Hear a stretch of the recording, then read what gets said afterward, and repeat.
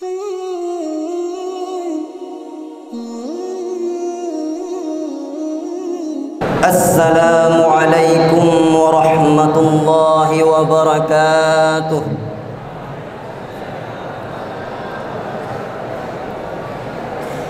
Alhamdulillah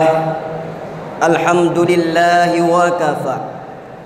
Wassalatu wassalamu ala sayyidina habibina al-mujtaba wa ala alihi wa ashabihi ahli sidqi wal wafa.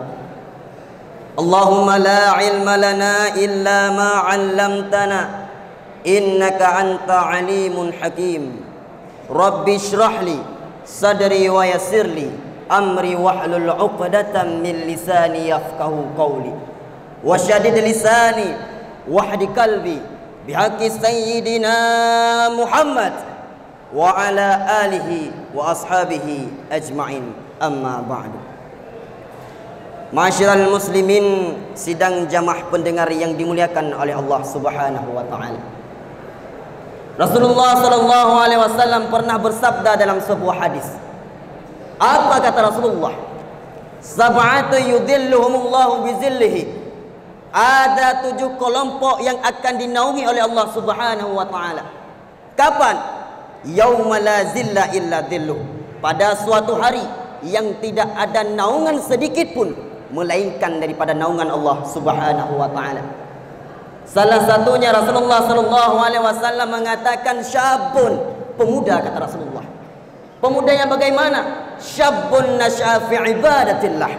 Pemuda yang tumbuh dalam beribadah dan ketaatan kepada Allah Subhanahu wa taala. Namun pada tahun 2020 ini, apakah masih ada pemuda-pemuda yang taat kepada Allah? Tidak, mimpi enggak ada lagi. Berapa banyak tahun baru yang telah kita lewati? Berapa banyak pergelaran acara dalam menyambut tahun baru Muharram yang telah kita selenggarakan? Ini semua untuk apa? Untuk apa gunanya? Apakah ini sebagai rasa syukur kita terhadap membaiknya kehidupan? Ataupun malah sebaliknya, ini merupakan ungkapan rasa bangga karena sudah tenggelamnya kehidupan di lautan keterpurukan. Ini perlu diperhatikan, saudara. Maka oleh sebab demikian, padahal konsekuensinya di saat zaman makin maju dan bermutu, kualitas pemudanya pun ikut maju dan bermutu. Namun realitanya, para pemuda Indonesia di ambang kehancuran. Mereka tak lagi menjadi di garda terdepan dan tak menjadi lagi panutan untuk bangsa negara di masa yang akan datang. Kenapa? Karena mereka salah dalam mempergunakan kemajuan zaman. Mereka salah dalam memakai informasi teknologi kemajuan, sehingga membuat Allah Ta'ala murka kepada mereka. Banyak aplikasi-aplikasi media sosial yang merusak kualitas pemuda. Contoh saja apa? Twitter, Messenger, WhatsApp, Instagram, kilogram, miligram, dan lain sebagainya. Banyak. Memang Ustaz nggak punya? Punya.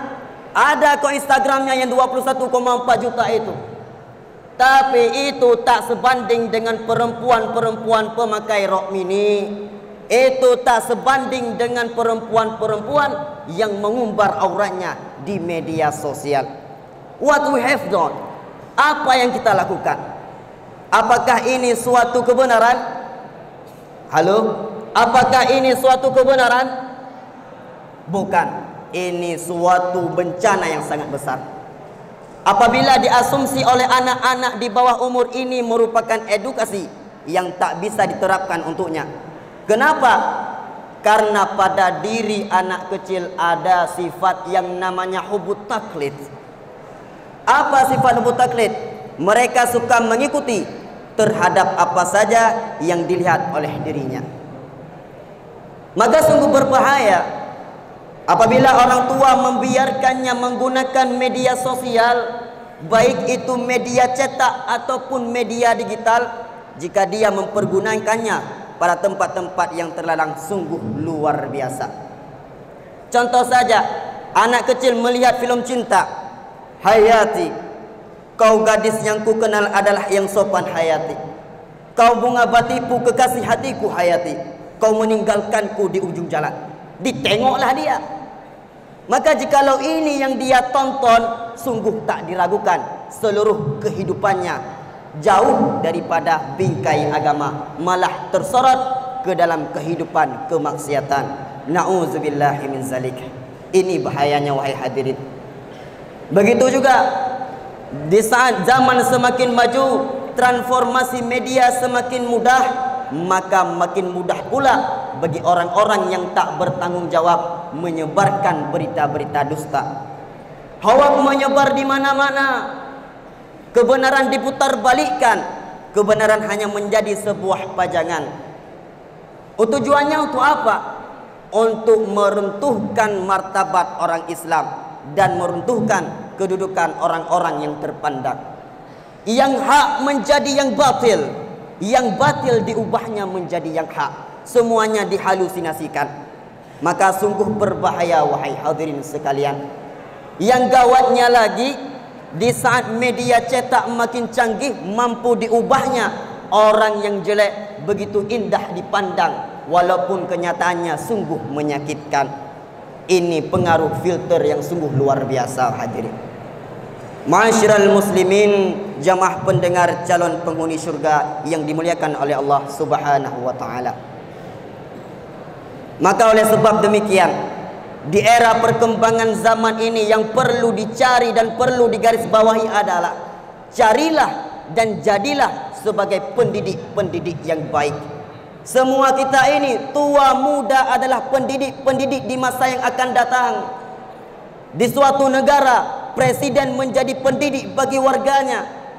Di rumah, ayah menjadi pendidik bagi anak-anaknya.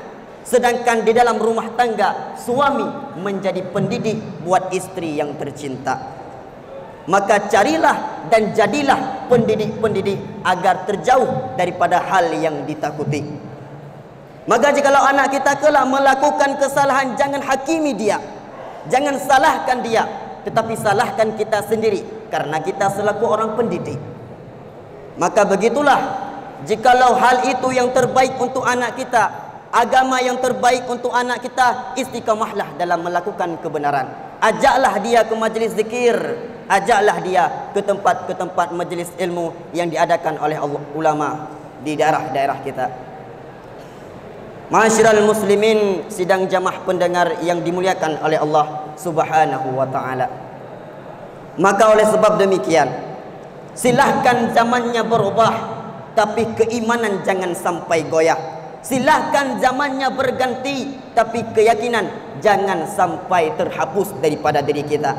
Ini intan paling mulia, ini permata yang paling berharga. Jagalah dia, jadikan sebagai fondasi di setiap perbuatan yang telah kita lakukan. Maka di era pembaruan zaman ini, di saat zaman berubah, berubahlah untuk menjadi orang yang lebih baik. Di saat zaman berganti, mengintrospeksilah diri kita untuk menjadi orang yang beribadah kepada Allah. Jikalau dulunya kita ahli maksiat, maka berusahalah untuk menjadi ahli dalam beribadah kepada Allah Subhanahu wa taala. Hanya inilah yang bisa saya sampaikan. Lebih dan kurang saya mohon maaf. Usikum wa nafsi bittaqwallah wa ridha'i wal inayah. Wassalamu alaikum warahmatullahi wabarakatuh.